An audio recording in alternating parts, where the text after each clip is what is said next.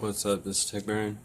Just installed a prototype 275, really big card. People wonder about drivers on old video cards. So, there's a border. Well, if you just install it, have it connected to the internet and let it sit for like 5 minutes, it'll just install itself. It'll automatically pick up the card and install the drivers for you without you having to do anything.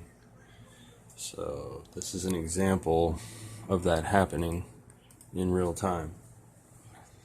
It takes a good couple of minutes. But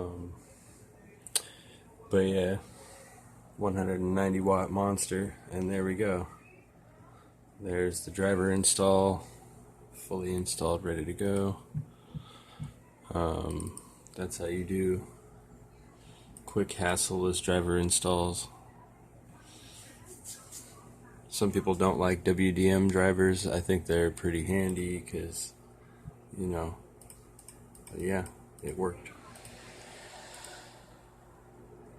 So, yeah, that's one way to deal with driver installs really quickly for video cards.